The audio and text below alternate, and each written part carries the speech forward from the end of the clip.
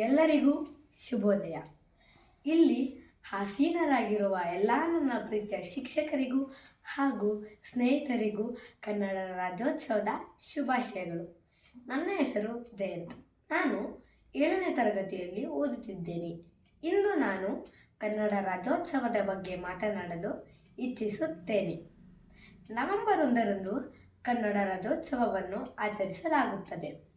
ಕರ್ನಾಟಕದ ಹುಟ್ಟಿಗೆ ಕಾರಣರಾದ ಕನ್ನಡದ ಕುಲ ಪುರೋಹಿತ ಎಂದೇ ಹೆಸರಾದ ಆಲೂರು ವೆಂಕಟರಾವ್ ಸ್ವತಂತ್ರ ಪೂರ್ವವೇ ಕರ್ನಾಟಕ ಏಕೀಕರಣ ಚಳುವಳಿಯನ್ನು 1905ರಲ್ಲಿಯೇ ಪ್ರಾರಂಭಿಸಿದರು. 1956 ನವೆಂಬರ್ 1ರಂದು ದಕ್ಷಿಣ ಭಾರತದ ಎಲ್ಲ ಕನ್ನಡ ಮಾತನಾಡುವ ಪ್ರದೇಶಗಳನ್ನು ವಿಲೀನಗೊಳಿಸಿ ಮೈಸೂರು ರಾಜ್ಯವನ್ನು ರಚಿಸಲಾಯಿತು. 1973 ನವೆಂಬರ್ 1ರಂದು ಮೈಸೂರು ರಾಜ್ಯದ ಬದಲು ಕರ್ನಾಟಕವೆಂದು ಹೆಸರಿಡಲಾಯಿತು.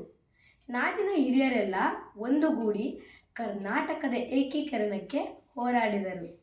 ಅದರ ಪ್ರತಿಫಲದಿಂದಲೇ 1956 ನವೆಂಬರ್ 1ರಂದು ಮೈಸೂರು ರಾಜ್ಯವು ಕರ್ನಾಟಕವೆಂದು ಏಕೀಕರಣವಾಯಿತು. ಅಂದಿನಿಂದ ನಮ್ಮ ಈ ಕನ್ನಡ ಜನರು ಕನ್ನಡ ರಾಜ್ಯೋತ್ಸವವನ್ನು ಉತ್ಸಾಹದಿಂದ ಆಚರಿಸುತ್ತಾರೆ. ನಮ್ಮ ಈ ಕನ್ನಡ ನಾಡು ಹಲವು ಸಂತರು, ಮಹಾಪುರುಷರು, ಕವಿಗಳು ಹಾಗೂ ಉತ್ತಮ ಸಂಸ್ಕೃತಿಯನ್ನು ಹೊಂದಿದೆ.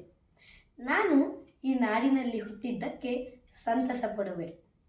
ಎಲ್ಲಾದರೂ ಇರು, ಎಂತಾದರೂ ಇರು, ನಾವು ಎಂದೆಂದಿಗೂ ಕನ್ನಡಿಗರಾಗಿರೋಣ ಎಂದು ತಿಳಿಸುತ್ತಾ ನನ್ನ ಈ ಪುಟ್ಟ ಭಾಷಣವನ್ನು ಕನ್ನಡಾಂಬೆಗೆ ಅರ್ಪಿಸುವೆ. ಜೈ ಹಿಂದ್, ಜೈ ಕರ್ನಾಟಕ ಮಾತೆ. ಧನ್ಯವಾದಗಳು.